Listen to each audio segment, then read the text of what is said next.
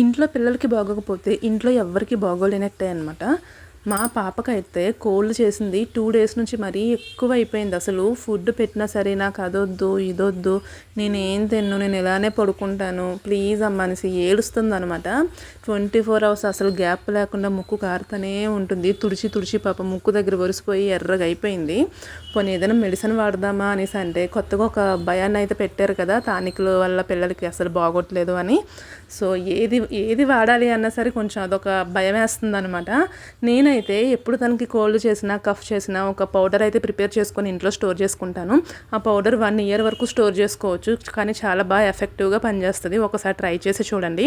జీలకర్ర వాము కరెక్ట్ అయి ఉంటుంది కదా, బాగా చెదక్ కొట్టేసి డ్రై రోస్ట్ లాగా కొంచెం ఫ్రై చేసుకోవాలి. చేసుకొని బాగా చల్లగా అయ్యాక మిక్సీ పట్టుకొని పౌడర్ దాన్ని పక్కన పెట్టుకొని స్టోర్ చేసుకుంటే 1 ఇయర్ వరకు స్టోర్ చేసుకోవచ్చు అనమాట. వేడి నీళ్ళు బాగా మరగబెడతాం కదా, నీళ్ళు మరగపెట్టిన దాంట్లోనే ఒక 1/2 టేబుల్ స్పూన్ వరకు పౌడర్ వేసేసి నైట్ పడుకునేటప్పుడు పట్టిస్తే 4 డేస్ అలా చేస్తే చాలు, రిలీఫ్ అవుతుంది పిల్లలకి.